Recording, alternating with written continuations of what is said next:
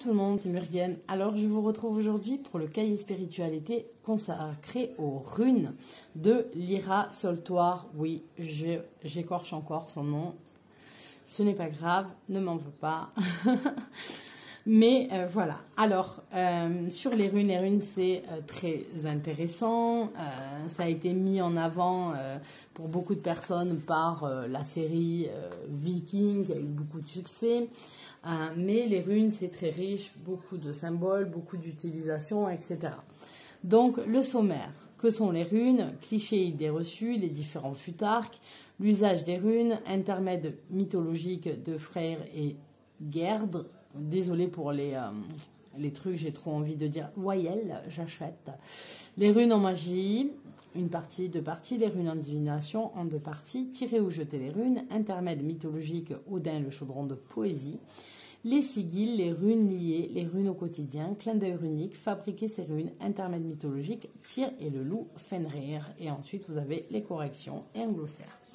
Donc là, vous pouvez admirer la petite perruche de Lyra qui la suit partout et je trouve ça mignon que Steph l'ait dessinée. Alors je ne sais pas du tout si vous connaissez Lyra, elle a une chaîne YouTube, c'est The Hair Witch sur Instagram et Lyra a coécrit l'oracle de la magie forestière. Alors si vous ne connaissez pas Ria mélange, oh là là là là. Lyra, en fait, elle est passionnée par les runes. Elle a déjà travaillé sur un oracle dessus. Et la façon dont elle va expliquer, et ça, surtout le livre, vous avez c'est riche et en même temps, c'est très bien expliqué, très clair et très limpide. Donc, du coup, je vous conseille tout à fait, pour avoir une première idée, de prendre ce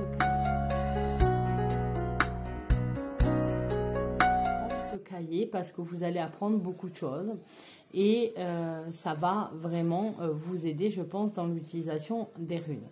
Donc, vous avez des magnifiques encore illustrations, vous avez de beaux chapitres, donc des exercices à faire et des exercices variés. Du coup, on va aller voir la mythologie nordique, forcément, on va se rapprocher d'Odin, etc.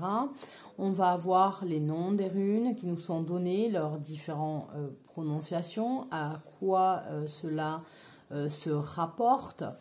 Vous avez les différents alphabets, puisque les différents futarques sont plus courts, certains que d'autres. L'usage des runes, à quoi vous pouvez vous en servir, parce que les runes, ce n'est pas un outil de divination comme on va avoir les cartes, par exemple. Non, c'est aussi un alphabet, on peut écrire en runes, vous pouvez faire des sigils avec les runes, vous pouvez travailler avec les runes, vous pouvez, vous pouvez faire énormément de choses. Donc, c'est pas mal d'avoir des trucs mythologiques, moi j'aime bien. J'aime bien m'intéresser à la mythologie, même si c'est des panthéons sur lesquels je ne me sens pas forcément proche non plus. Mais j'aime bien. Hop, on va prendre. Pardon, j'adore les pétrolettes qui passent dans la rue.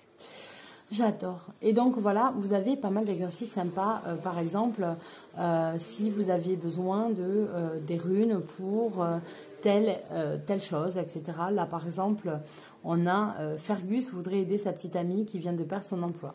Il voudrait lui témoigner son soutien, lui apporter force et sécurité financière, ainsi que lui donner un coup de pouce pour décrocher un nouveau travail.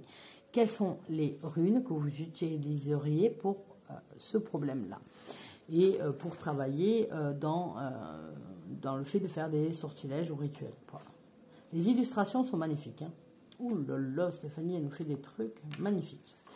Donc, j'ai adoré les petites pages avec les tirages qui peuvent être utilisés. Vous voyez, là, on utilise la forme des runes. On a Gebo, on a Jera ici, ou Yera, je ne sais pas comment on prononce exactement, mais vous avez, voilà, des tirages à faire avec, vous avez les explications qui sont données, comment les activer, vous avez plein de trucs.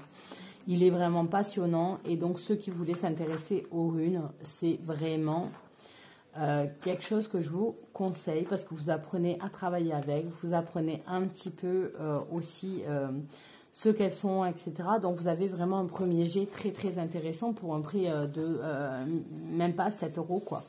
Donc je vous conseille. Et ensuite comme ça, si vous voyez que les runes ça vous parle, que vous avez vraiment envie d'approfondir, etc., vous trouverez toujours d'autres livres très intéressants. En plus elle a mis des bibliographies, Lyra, dont un de Julie Compton qui est très bien, que j'aime beaucoup comme livre. Donc du coup, je vous conseille vraiment de le prendre. Il y a pas mal de cahiers comme ça qui vont être sur l'astro, sur la numérologie, qui sont des belles ébauches, des premiers jets pour se familiariser, mais assez complets déjà. Donc je vous conseille vraiment ce cahier si les runes vous donnent envie de vous intéresser à elles. J'aimerais bien qu'il y en ait un en 2022, hein, puisque cet été ils sont sortis, peut-être sur les OWAM, ça serait aussi très sympathique. Donc voilà, j'étais ravie de vous le montrer. J'espère que voilà, ceux qui s'intéressent aux runes pourront pouvoir travailler et avoir une base de connaissances déjà avec ça, puisque les runes, c'est un outil que j'aime beaucoup, moi personnellement. Je vous fais à tous de gros bisous et je vous retrouve pour un nouveau cahier. Bye bye.